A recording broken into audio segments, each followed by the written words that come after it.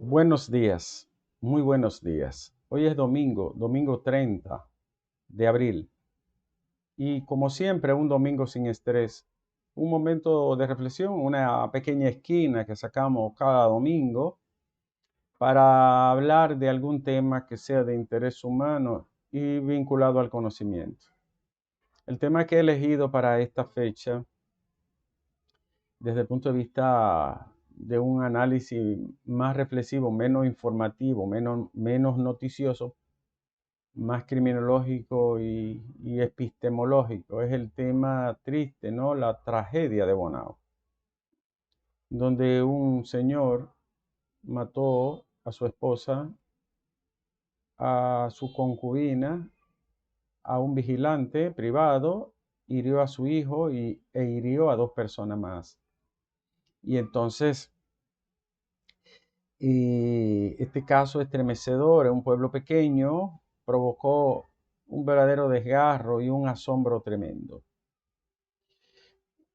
Una de las áreas que más he leído y que más me atrae en el campo del derecho y de las ciencias penales es el ámbito criminológico.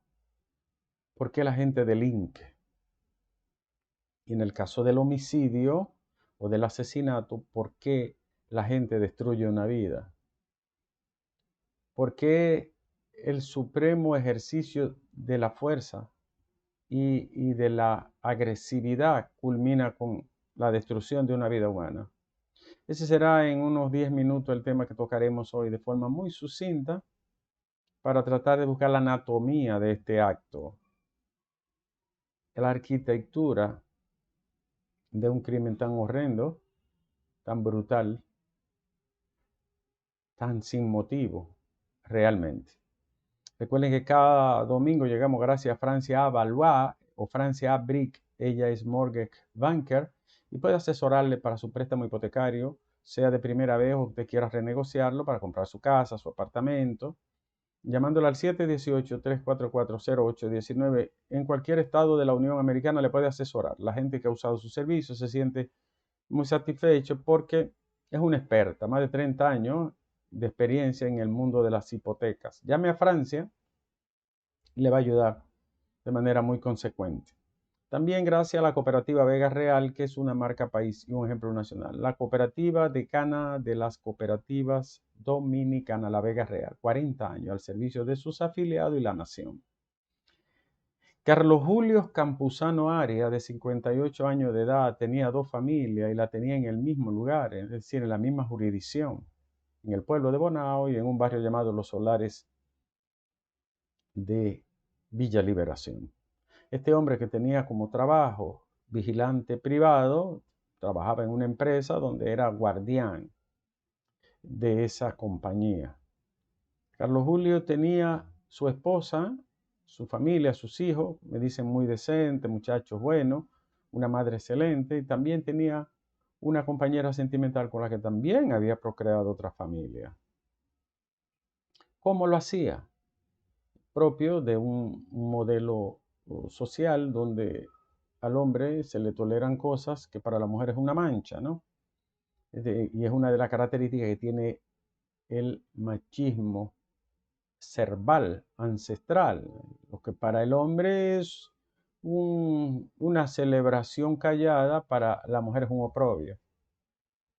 Ninguna mujer se atrevería públicamente a tener un esposo allí y el otro acá, en el mismo lugar, porque sería objeto de ustedes saben cuántas cosas. Pero no es eso lo que quiero enfocar. No me voy a detener en el tema de esta construcción machista y el género. No, no, no. Quiero, aunque no deje de tocarlo, quiero hablar de la acción, el impulso, la pulsión humana que desencadena un hecho tan abominable y que culmina de una forma tan brutal, eliminando a tres personas, hiriendo a tres más, y una cuarta que se salva de misericordia. El periodista Julio Martínez Pozo hizo una genealogía criminosa de la familia, del padre y de los hermanos de Carlos Julio Campuzano Arias. Y ustedes pueden buscar ese video en Sol y ahí aparece la manera de cómo su padre mató a un compadre y a la esposa por celo y luego se llevó una hija a la que convirtió en su mujer. Vaya, qué barbaridad. Vaya, qué cerebro.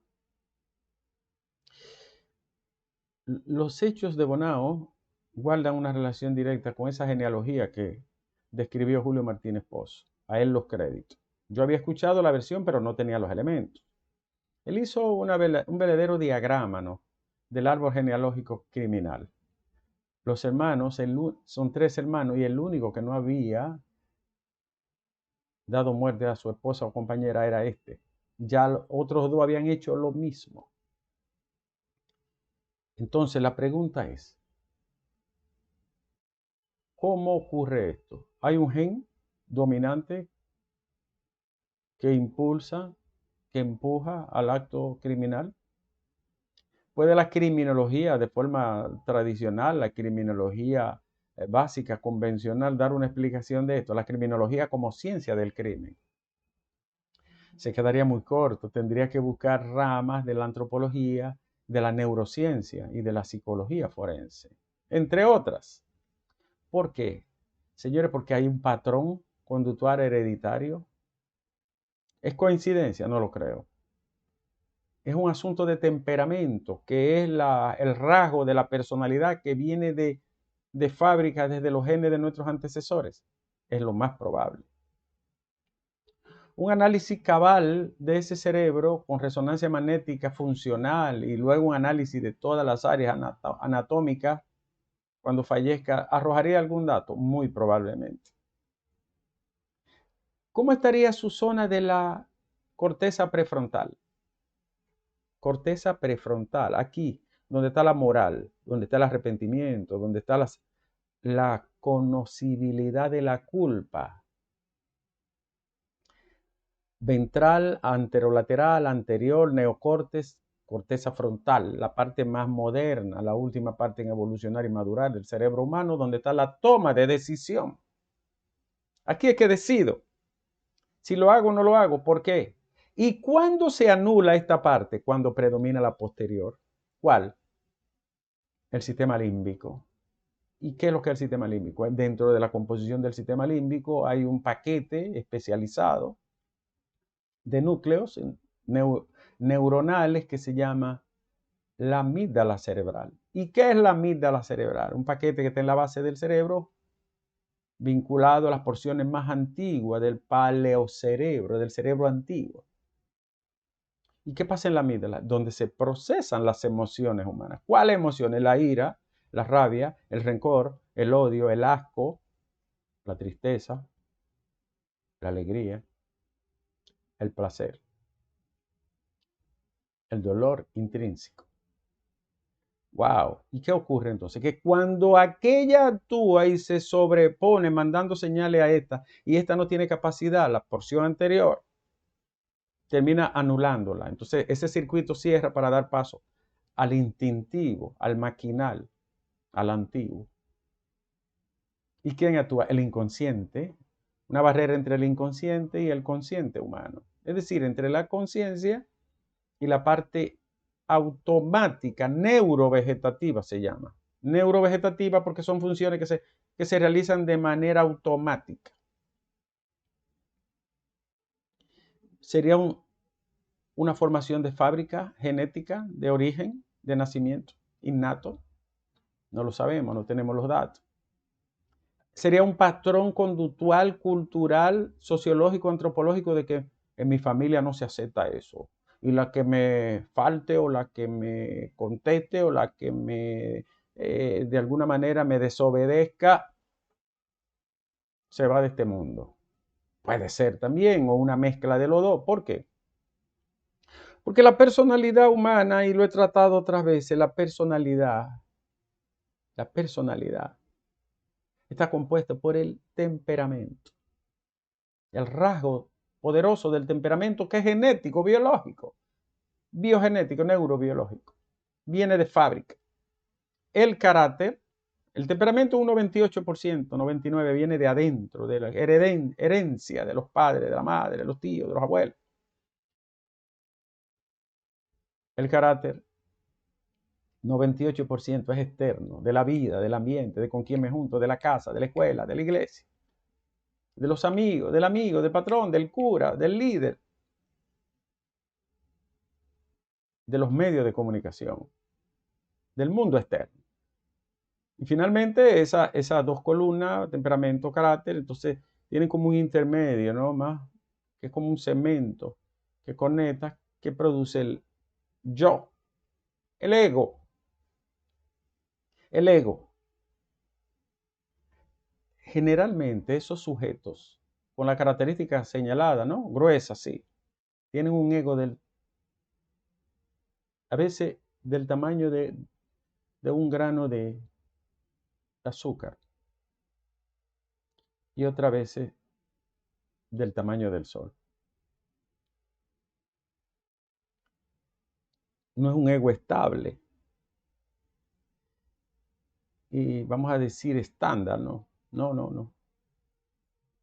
O estás con una carencia de autoestima tremenda, ¿no? En el suelo, en el piso, en el subsuelo, o tiene un desborde, en el caso de los narcisistas y de la personalidad límite, ¿no? Un desborde del tamaño de la luna, del sol. ¿Qué pasó por esa cabeza para matar a su esposa, a su concubina, a un guardián? Dispararle a su hijo, y salir a buscar a otra que dice, se salvó la que yo quería matar. Después que lo ingresan en un centro clínico, se salvó la que yo quería. Es decir, todavía a esa hora del fenómeno del episodio no hay arrepentimiento. Schul, le llaman los alemanes, la filosofía alemana, Schul. Entschuldigung. Entschuldigung. Arrepentimiento. Entschuldigung. Entschuldigung. Arrepentimiento. Culpabilidad. Excusa. Schuldiner. Deudor. Culpable.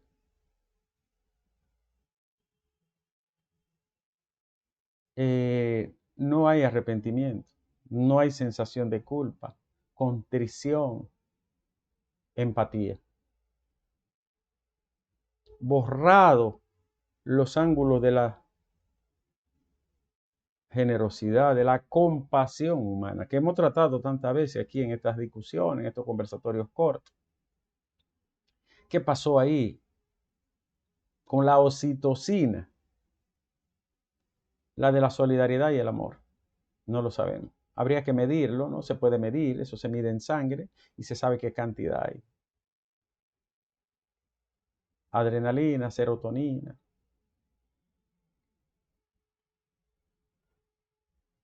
Ciertamente es un caso para análisis. Estos casos en los países desarrollados se agarran y se meten en los criminal files, en los archivos criminales, y se generan estudios y comparaciones, ahora con comparaciones con resonancias, con tomografías, con electroencefalogramas, con resonancias funcionales, con fotones, positrones, que se ve el cerebro completito. Y se puede asesorar y coadyuvar la tecnología con la ciencia de la conducta, la psicología forense, la psiquiatría, la criminología y la antropología criminal. Verdaderamente ha sido conmovedor, desgarrador este hecho.